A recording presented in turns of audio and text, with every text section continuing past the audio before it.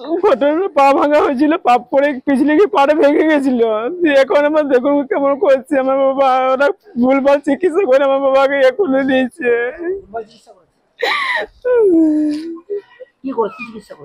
কালকে রাত্রিবেলা খুব যন্ত্রণা করছে, ছটফট করছিল যন্ত্রণাতে। একটা নার্স ম্যাডাম ছিল, উনিও কি করছে মানে নিজে অসুস্থ, নিজে ঘুমের ওষুধ নিয়েছে মানে ঘুমাবার জন্য। আমার বাবা যে ছটফট করছে মানে ও বলছে কি যে ইঞ্জেকশন ওষুধ দিয়ে মানে নিজে ইয়া করার জন্য মানে ওকে দাবানো হচ্ছে। বারবার স্যারকে ফোন করছে, ডাক্তারকে ফোন করছে যে উনি এমনি এমনি করছে। উনি বলছে এই ওষুধ দেন ওই ওষুধ দেন, মানে বারবার অনেকগুলো ঘুমের ইঞ্জেকশন আর প্লাস ব্যথারও মানে হাই ডোজের ওষুধগুলোকে দিয়েছে। অমনি করছিল, ছটফট করছিল, ছটফট করতে করতে তারপরে সকালবেলাতে একদম এরকম করে যখন সেই পেটে আর ইঞ্জেকশন দিল, কিছু ইঞ্জেকশন আমরা জানি না, পেটের মধ্যে দিল। ওই ইঞ্জেকশনটা দেওয়ার পরের থেকে পুরো ঘর ঘর ঘর করছে, কোনো আওয়াজ বেরোয়নি একটু।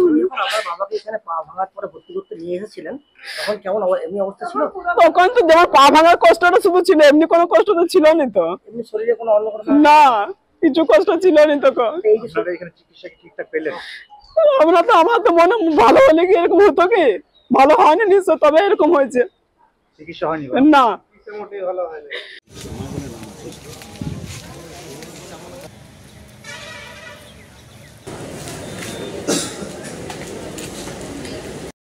ঘটনা হয়েছিল ওনারা 25 তারিখে এসে আমাদের নার্সিংহোমে ভর্তি হয়।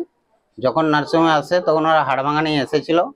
হাড়ভাঙা নিয়ে আসার পরে ভর্তি করা হয়, কিন্তু তখন দেখা যায় ওদের সুগার বেশি ছিল পেশেন্টটার।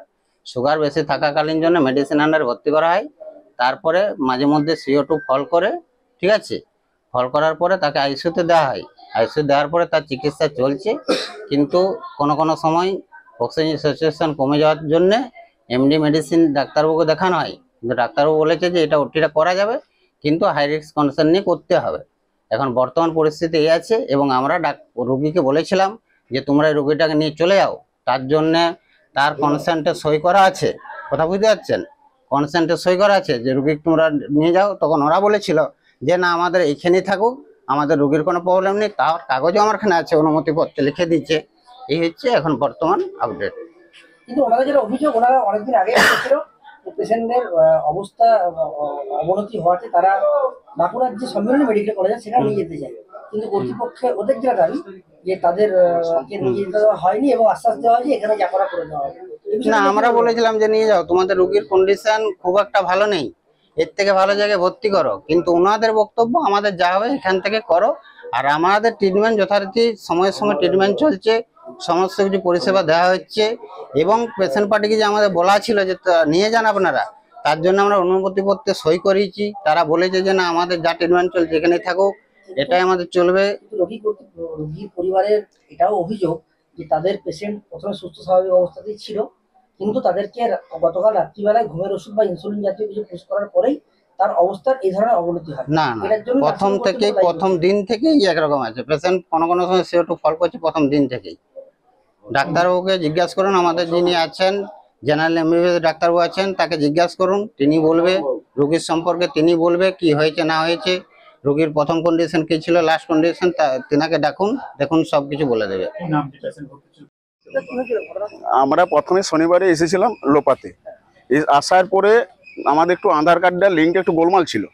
দিয়ে আমাদের দেবুদা যে হেড এখানে লোপার, তিনি বললেন যে এটা সোমবারের মধ্যে করে দিচ্ছি, তোমরা সোমবারে ভর্তি করে নাও। তাহলে আমরা সোমবারে ভর্তি করলাম। ভর্তি করার পরে দেখছি যে আমাদের সবাই রেডি, সবাই ঠিক হয়ে গেল।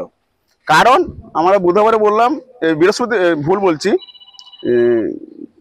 মঙ্গলবারে আমরা বললাম যে যদি আপনাদের এটা এখানে কাজটা হয়তো ভালো, হ্যাঁ, নাহলে আমাদেরকে বলে দেন, আমরা অন্য জায়গায় কোথাও ভর্তি করব। কিন্তু দেবুদা বললো না, এখানে সব কিছু কাজ আমাদের সাকসেস হয়ে যাবে, তোর কোনো চিন্তা নেই, আমরা এখানে ভালো মানুষ এনেছিস, ভালো মানুষ দেবো। সেরে বাঁ দিকের পাটা ভেঙে গেছিল, পড়ে গেছিল, বাঁ দিকের পাটা ভেঙে গেছে।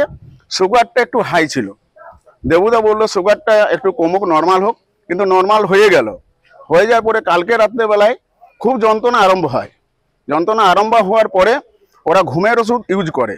ডাক্তারবাবু বলেছিল ইন্স্যুরেন্স আর দিতে হবে না, ইন্স্যুরেন্স একবার দিয়েছিল, তখন খিঁচুনি আরম্ভ হয়েছিল। তখন ডাক্তারবাবু বললো যে তাহলে ইন্স্যুরেন্স আর দেওয়ার দরকার নেই, ঘুমের ওষুধ আর ইঞ্জেকশন পুশ করো। কালকে একটা বড়ি ঘুমের ওষুধ খাইছিল, 2টো ইঞ্জেকশন পুশ করেছিল। তারপর থেকে যে গ গ গ গ আওয়াজটা করছে, এখনো সে সেন্সলেস, কোনো আওয়াজ নেই আর। দিয়ে এখন আমাদেরকে ডাক্তারবাবু বা এখানে যে ম্যানেজার আছে উনি বলছেন যে আজকে রেফার করে গোবিন্দনগর চলে যাও। তাহলে আমরা এখন যদি নিয়ে যেতে যেতে মরে যাই বা প্লাস গোবিন্দনগরে ভর্তি না নেয়, আমরা বলেছি আপনি লিখে দেন যে ভর্তি যদি না নেয় আবার ঘুরে আসতে। তো ওরা লিখতে বাধ্য নয়, এখান থেকে থানার স্টাফও এসেছে, পুলিশ প্রশাসন এসেছে, ওনারাই ডেকেছে। তো এবারে আইনের পথে চলবে, আর আমাদের যেমন রুগী একটু সুস্থ হয় তার ব্যবস্থা করুন।